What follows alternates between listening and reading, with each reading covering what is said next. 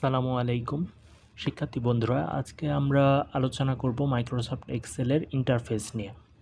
আচ্ছা, মাইক্রোসফট এক্সেলের ইন্টারফেসে বলতে আমরা প্রথমে ঢোকার পরেই যেটা দেখতে পাবো একটা শিট, যেখানে অনেকগুলো ছোট ছোট সেল আছে।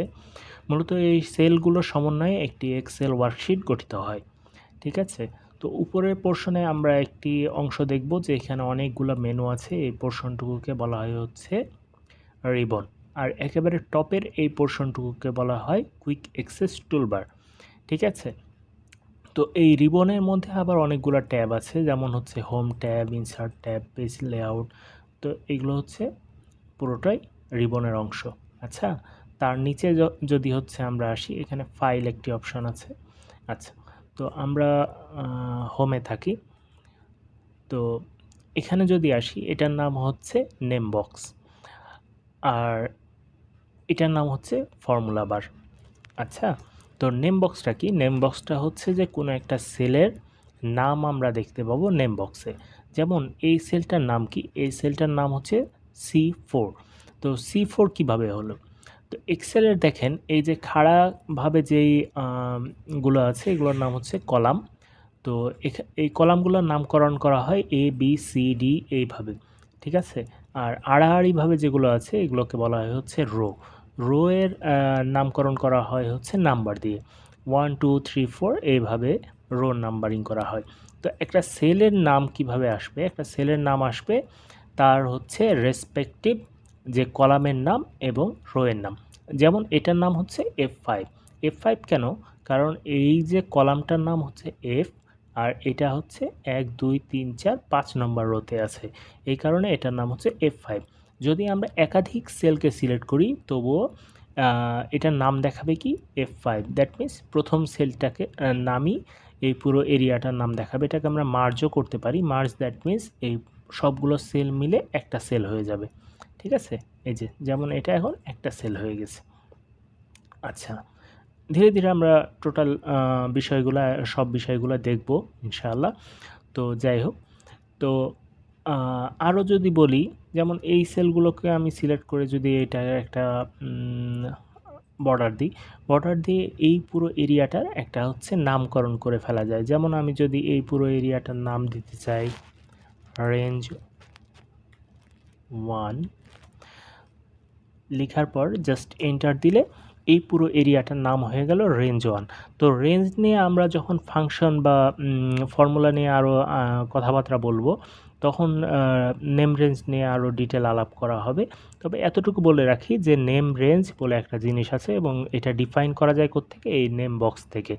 ঠিক আছে, তো এই যে এখানে ড্রপ ডাউন করলে এরকম আরও যদি আমরা রেঞ্জের নামকরণ করি, তাহলে এখানে সেই লিস্টটা চলে আসবে। আচ্ছা, তো তারপরে আমরা চলে যাই কুইক অ্যাক্সেস টুলবারে।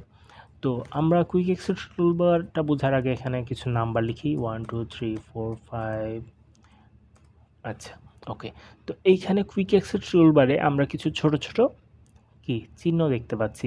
যেমন এই চিহ্নটার উপর হোভার করলে, দ্যাট মিন্স মাউস রাখলে দেখতে পাই সেভ লিখা। তারপরে এটার নাম কি? এটার নাম হচ্ছে আনডু। তারপর এটার নাম হচ্ছে রিডু। আনডু মানে কি? আমি কোনো একটা কাজ মাত্রই করেছি, যেটা আমি যদি আবার ব্যাকে যেতে চাই সেটা হচ্ছে আনডু। দ্যাট মিন্স আমি 5 লিখেছিলাম, আমি আনডুতে ক্লিক করে 5টা চলে যাবে। ঠিক আছে, এইভাবে আনডু করা যায়। আর রিডু কি?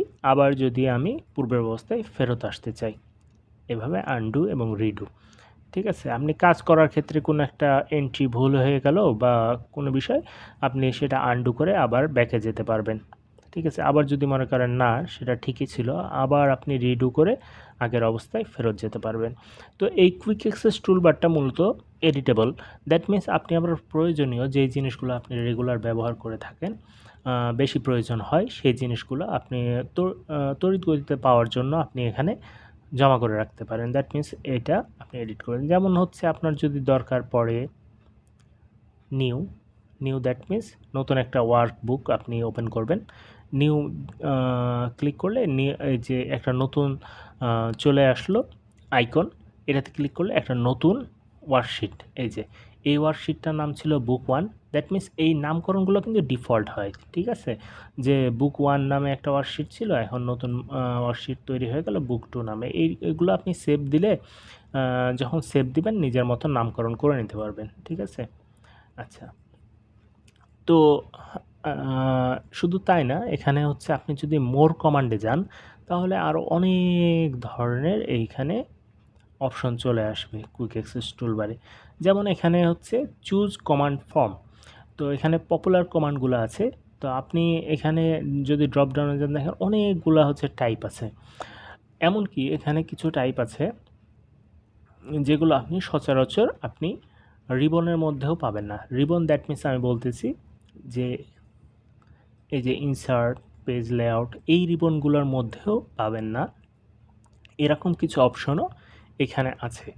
তো আমি মোর কমান্ডে যদি যাই, মোর কমান্ডে যেয়ে আমি এইখানে ড্রপ ডাউনে গেলাম। ড্রপ ডাউনে যে আপনার এখানে যেমন আছে popular command, command not in the ribbon, এখানে যদি যান দেখেন যে এই যে অপশনগুলো আসতেছে এগুলো কিন্তু রিবনের মধ্যেও নাই। যেমন একটা অপশন আমি বলি, খুব সুন্দর অপশন, সেটা হচ্ছে ফর্ম। ABCD এইভাবে অ্যালফাবেটিক্যালি এটা হচ্ছে দেয়া আছে। তো এখানে যে আমি নামতে নামতে ফর্ম পেয়ে গেলাম।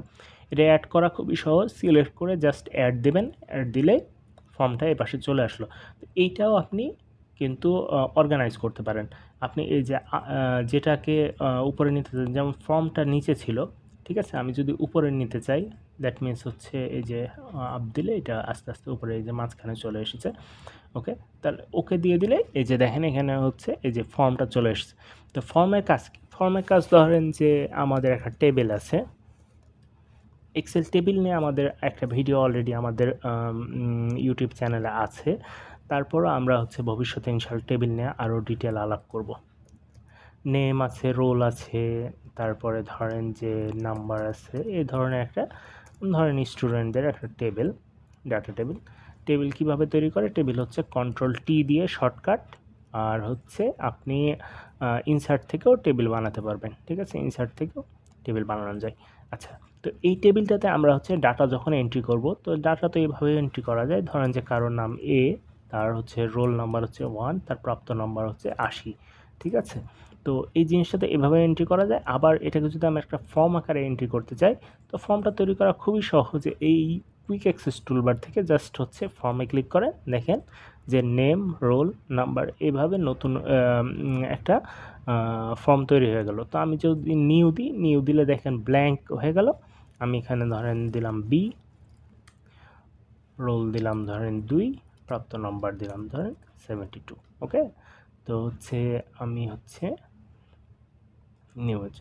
নিউয়ে ক্লিক করলে আবার এটা ব্ল্যাঙ্ক হয়ে গেল আর এখানে একটা এন্ট্রি হয়ে গেল। আচ্ছা, প্রিভিয়াসে যেতে পারি, নেক্সটে যেতে পারি। ওকে, যাই হোক, এখানে আমাদের মূলত ফর্মটা দেখানোটা বিষয় না, বিষয়টা হচ্ছে আমাদের কুইক অ্যাক্সেস টুলবার সম্পর্কে একটা আন্ডারস্ট্যান্ডিং তৈরি হওয়া। যাই হোক, আমরা বুঝতে পারলাম যে এটার নাম হচ্ছে কুইক অ্যাক্সেস টুলবার, যেখান থেকে আমাদের প্রয়োজনীয় কিছু কমান্ড আমরা এখানে রাখতে পারি, যেখানে আমরা যেন খুব সহজেই আমরা সেটা ইউজ করতে পারি। আচ্ছা, তারপরে এই কুইক অ্যাক্সেস টুলবারটাকে আমরা কিন্তু উপরে না রেখে এই নিচেও রাখতে পারি। যেমন এখানে ক্লিক করে আমি যদি হচ্ছে show below the ribbon, that means এই এরিয়াটার নাম তো আমরা রিবন আমরা জানলাম। এই রিবনের যদি আমরা নিচে দেখতে চাই তাহলে জাস্ট কি শো বিলো দ্য রিবন, এই যে নিচে চলে আসলো।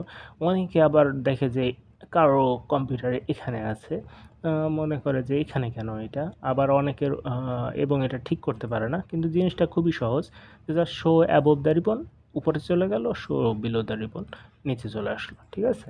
এটা উপর নিচ করা যায়। তারপরে দেখেন এটাও যেমন হচ্ছে কলাপস করে ফেলা যায়, এই যে কলাপস হয়ে গেল। আবার আপনি কোনো একটা রিবনে ক্লিক করে এই যেখানে পিন আছে, পিন দ্য রিবন ক্লিক করলে আপনারা শর্টকাটগুলো আস্তে আস্তে মনে রাখার চেষ্টা করবেন। যেমন দেখেন এখানে হচ্ছে কলাপস দ্য রিবন, Ctrl+F1, এইভাবে দেখে দেখে শর্টকাটগুলো যদি মনে রাখার চেষ্টা করেন, আস্তে আস্তে প্র্যাকটিস করতে করতে এগুলো আয়ত্ত হয়ে যাবে ইনশাল্লাহ। আচ্ছা, যাই হোক, তো এটার নাম আমরা বলছিলাম হচ্ছে ফর্মুলা বারে আমরা হচ্ছে ফাংশন, ফর্মুলা এইসব লিখব। তো ফর্মুলা বারে আমরা যে কোনো একটা সেলে যখনই হচ্ছে, যেমন এই সেলটা আমরা সিলেক্ট করলাম, সেলটার মধ্যে আমরা কিছু এ বি সি কিছু একটা লিখব।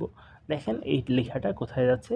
ফর্মুলা বারে। তার মানে আমরা এখন এন্টার দিই, এন্টার দিলে আমরা আবার এই সেলে আসলাম, আসার পরে আমরা যদি এডিট করতে চাই এখান থেকেও কিন্তু আমরা সিলেক্ট করে এটাকে কাটাকাটি বা যা কিছু আমরা এডিট করতে পারি, ঠিক আছে? আচ্ছা, আর আমরা তো আন্ডুর কথা দেখছি। আন্ডু মানে কি? এই যে আমরা যদি আবার আগের অবস্থায় যেতে চাই, রিডু কি? আচ্ছা, এইটা। এখন আরও যেমন আছে, এপাশে স্ক্রল আছে। যদি আমরা উপর থেকে নিচের দিকে আসতে চাই, এই যে স্ক্রল, ঠিক আছে? আমরা হচ্ছে মাউসের স্ক্রলও ইউজ করতে পারি, এটাকেও টেনে এই যে উপর থেকে নিচে আসার জন্য ইউজ করতে পারি। আর ডান থেকে বামে যাওয়ার জন্য আমরা কি, এই যে নিচে আরেকটি স্ক্রল আছে, এটা ব্যবহার করতে পারি। আচ্ছা, তারপরে এখানে হচ্ছে কয়েকটা পেজ লেআউট আছে। 3 ধরনের পেজ লেআউট আছে। একটা হচ্ছে পেজ লেআউট হচ্ছে এই ধরনের একটা পেজ লেআউট আছে, আরেকটা আছে পেজ ব্রেক, ঠিক আছে? এগুলো হচ্ছে প্রিন্ট দেওয়ার জন্য সুবিধা হয়। আরেকটা জিনিস আছে তার ডান পাশেই জুম।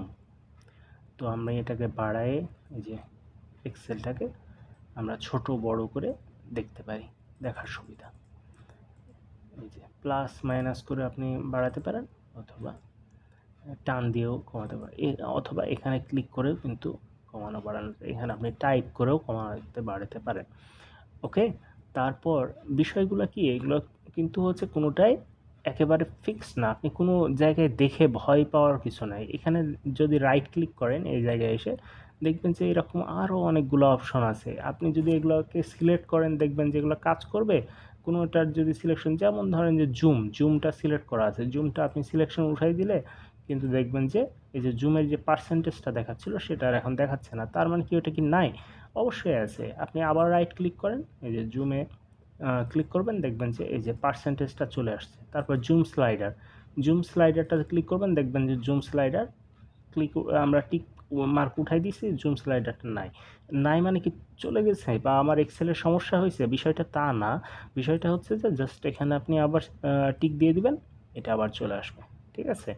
তারপর এই পাশে আছে হচ্ছে শিট দ্যাট মিনস হচ্ছে, আরেকটা জিনিস বলে রাখি, আমরা হচ্ছে আগের ভিডিওতে বলেছিলাম যে মূলত এটাকে বলা হচ্ছে পুরো ফাইলটা হচ্ছে একটা ওয়ার্কবুক, আর তার ভিতরে থাকবে এই ধরনের শিট, ঠিক আছে? শিট 1, শিট 2, শিট 3, এগুলোর নাম আপনারা চেঞ্জ করে নিতে পারেন, কোনো সমস্যা নেই। জাস্ট ডাবল ক্লিক করে এখানে ধরেন যে একটা কোনো একটা নাম দিলেন, যে কি নাম দেওয়া যায়, ধরেন যে পেজ 1ই দিলেন, ওকে?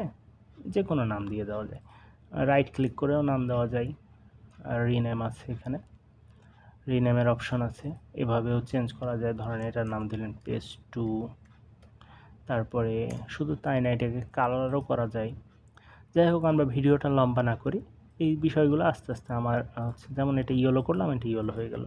তো এই বিষয়গুলো জাস্ট একটা আন্ডারস্ট্যান্ডিং তৈরি করা, যে ইন্টারফেসটা নিয়ে আপনাদের সাথে হচ্ছে আলাপ করলাম আজকে। আশা করি জিনিসগুলো ক্লিয়ার হইল। যদি কোনো কনফিউশন থাকে আপনারা অবশ্যই কমেন্ট করবেন। ইনশাল্লাহ সামনের ভিডিওগুলোতে আরও সুন্দরভাবে আমি বোঝানোর চেষ্টা করব। ধন্যবাদ।